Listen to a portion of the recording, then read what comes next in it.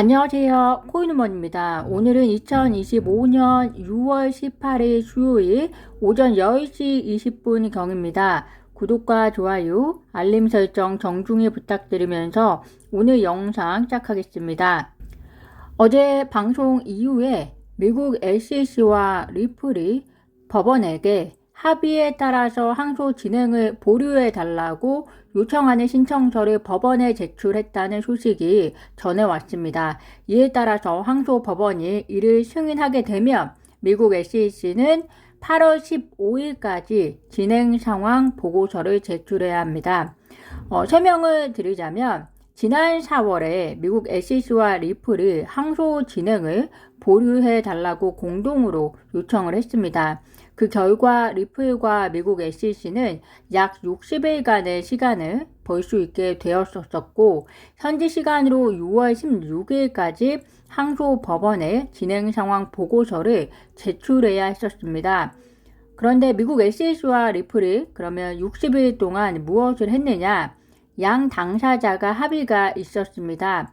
우리가 잘 알고 있듯이 그것은 토렉스 판사의 판결, 즉 1억 2,500만 달러의 벌금을 5천만 달러로 줄이고 미국 내 리플의 기관 대상 XRP 판매 영구 금지를 해제하는 것을 양 당사자가 합의를 했습니다. 그리고 나서 토렉스 판사에게 판결문을 수정해 달라고 요청했는데 그 요청이 기각이 되었었습니다. 그러면서 리플과 미국 SEC가 항소 법원에 진행 상황 보고서를 제출해야만 하는 6월 16일이라는 기한은 가까워져 오고 있었던 겁니다. 그런데 리플과 미국 SEC가 6월 16일을 4일 앞두고 다시 한번 기존보다는 더 충실하게 토렉스 판사에게 판결문을 수정해 달라는 요청서를 다시 제출했습니다. 그렇지만 아직까지는 토렉스 판사의 결정이 나오지 않았습니다. 그래서 리플과 미국 SEC 입장에서는 현재 토렉스 판사의 결정이 나오지 않았으니 기다려야 하는 상태이다. 따라서 항소 법원에 항소 보류를 60일간 추가 연장을 요청한 것입니다. 그러면 우리가 또 이렇게 생각할 수 있을 것 같습니다. 60일 추가 연장을 했으면 또 그렇다고 해서 2달이 또 지연이 되는 거 아니냐. 그런데 사실상 그렇게까지는 되지 않을 것이다 라고 추정이 됩니다.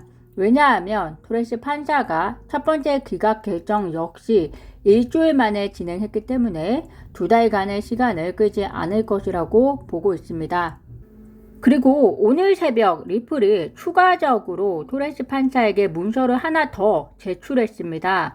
토렉스 판사가 판결문 수정을 승인하기 위한 보충 문서이다 라고 할 수 있고요. 그 내용을 들여다보면 만약 토렉스 판사가 판결 수정을 승인해 주지 않는다면 리플은 미국 SEC가 집행 조치를 중단했던 다른 시장 참여자들과 비교해서 경쟁할 수 없는 위치에 놓이게 된다라고 우려하는 보충 서한입니다. 어떤 사람들은 리플로부터 XRP를 인수하려는 미국 기관 투자자에게 금지 명령의 해소가 매우 중요하다라고 주장도 하고 있는데요. 그 이유가 기관 투자자 입장에서는 리플의 기관 대상 XRP 매각이 투자 계약인지 여부가 여전히 그들 입장에서는 불확실할 것이기 때문에 리플과의 사업에 우려를 가질 것이고 그러면 그만큼 사업을 할 수 있는 가능성이 떨어진다라는 이야기고요. 리플 입장 역시 법적 위반의 위험이 사업하는 내내 도사리고 있기 때문에 경쟁사에 비해서 상당히 불이익이다 라고 이렇게 주장들을 하고 있습니다. 충분히 일리가 있는 말입니다. 트럼프 대통령이 당선이 된 이후에 미국 SEC가 업계에 진행했던 상당수의 소송을 미국 SEC 본인 자체가 취하했다는 것을 잘 아실 겁니다. 그에 비해서 리플의 소송은 어떻습니까? 트럼프 대통령 이전에 미국 SEC가 자의적으로 진행한 기소로서 4년이라는 시간 동안 이루어졌고 그 과정에서 시간과 비용이 낭비가 되었습니다. 또한 리플에게는 지방 법원을 통해서 즉 토렉스 판사를 통해서 판결이라는 것까지 내려졌고요. 그렇다면 미국 SEC 규제기관의 그 주체라는 것이 이제 달라졌고 거기에 대해서 소송에 대한 접근 또한 완전히 판이해져 버린 지금 상황에서 리플만 해당 판결이 적용이 되게 되면 경쟁사회에서 형평성에 어긋나는 것은 저는 맞다라고 생각이 듭니다. 특히나 이미 리플은 소송 때문에 상당한 비용과 시간을 이미 써버린 상황이고, 동시에 토레스 판사에게 지금 억지로 판결 수정을 승인해달라 이러는 것이 아니라 기소했던 주체인 미국 SEC와의 합의를 통한 요청이기 때문에 개인적으로 토레스 판사가 본인의 판결에 대해서 수정을 승인해달라는 것이 기분이 좋지 않을지라도 그래도 승인을 해야만 한다라고 저는 개인적으로 생각이 듭니다. 현재 약 70%의 전문가가 토레스 판사가 승인할 것으로 보고는 있지만 상황은 지켜봐야 할 것으로 보입니다. 다만 토레스 판사가 승인할 경우에는 리플은 바다를 만난 고래가 될 가능성이 높다라고 투자자들 입장에서는 생각해 보실 수 있을 것 같습니다. XRP가 12년 역사상 처음으로 100만 XRP 이상을 보유한 지갑이 2,700개를 넘어섰다라고 전해졌는데요. XRP 레저 1일 거래량 또한 지난 3개월 평균 수준을 넘어서고 활성 주소 수 역시 지난주 대비해서 약 637.5% 증가했다는 소식입니다. 이는 토레스 판사가 궁극에는 판결문을 수정해 줄 것이라는 기대감이 반영이 된 것으로 보입니다. 오늘 또 하나의 소식은 미국 스테이블 코인 규제 법안 지니어스가 상원 최종 표결됨으로써 하원의 심의와 그리고 트럼프 대통령의 서명이 남아있게 되었습니다. 이변이 없는 한 초당적 법안인 만큼 제정이 될 것으로 보이는데요. 이렇게 되면 이제는 기존 전통 투자 기관들의 스테이블 코인 발행이 발빠르게 진행될 것으로 보입니다. 앞으로 JP 모건 등의 행보를 잘 보셔야 할 것으로 보이는데요. 달러 기반의 스테이블 코인 경쟁을 통해서 유동성이 활발해지면 다음으로는 자체 코인을 통해서 송금 결제 시장을 확보하고자 하는 경쟁이 치열해질 것으로 보입니다. 이렇게 되면 스위프트의 입지력은 약화될 수밖에 없을 것으로 보이고요. 브래디 갈링하우스가 스위프트 점유율 약 14%를 가져오겠다라고 밝힌 비전도 실현 가능한 시점이 올 것으로 추정이 됩니다.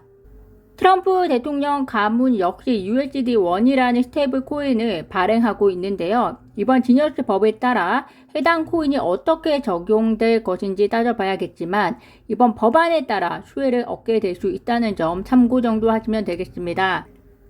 이스라엘과 이란에서 촉발된 지정학적 갈등이 격화되고 있습니다. 이번 G7 회의에서도 이스라엘과 이란의 전쟁의 격화로 인해서 조기 귀국한 트럼프 대통령은 이란에 대해서 무조건 항복하라고 촉구했습니다. 현재 미군은 중동 지역에 추가 전투기를 배치했고 미국 정부 관계자들은 해당 배치가 방어적 성격임을 강조했지만 향후 이란의 행보에 따라서 이런 방어적 조치가 어떻게 바뀔지 모르는 상황입니다. 이러한 가운데 지정학적 갈등이 비트코인에 유리하게 작용할 수 있다라는 분석이 나왔는데요. 이는 어디까지나 장기적인 관점이고 또 그 장기적인 것의 기준이 어느 정도인지에 대한 분석이 필요해 보입니다. 비트코인은 아직까지 디지털 자산이고 증시와 더 민감하게 커플링되어 움직이는 아직 완전하게 자리 잡은 투자 자산이 아니기 때문에 지정학적 이슈가 없는 것이 좋다라고 볼 수 있겠습니다. 일본의 금리는 말씀드렸던 대로 동결이 되었습니다. 물가가 오르지 않았기 때문이라는 것이 이유이고요. 따라서 인상이 이루어지지 않았다는 점에서 위험자산 투자 시장에 있어서는 다행스러운 일입니다. 금리 인하에 대해서는 일본 측은 금리 인하가 경제 활성화 효과에 크게 작용한다는 것에 대해서 아직 의문이 있다라고 했었기 때문에 인하까지 가지는 않은 것 같습니다. 내일 새벽 미국의 금리 역시 동결이 될 것으로 보입니다. 다만 파월의 연설에서 현재 지정학적 이슈와 관세 이슈를 금리의 전략과 어떻게 연결해서 언급하는지 잘 살펴보시면 되겠습니다. 오늘 제가 준비한 소식은 여기까지입니다. 오늘도 영상 시청 진심으로 감사드리고요. 구독과 좋아요, 알림 설정은 코인우먼에게 큰 힘이 됩니다. 감사합니다.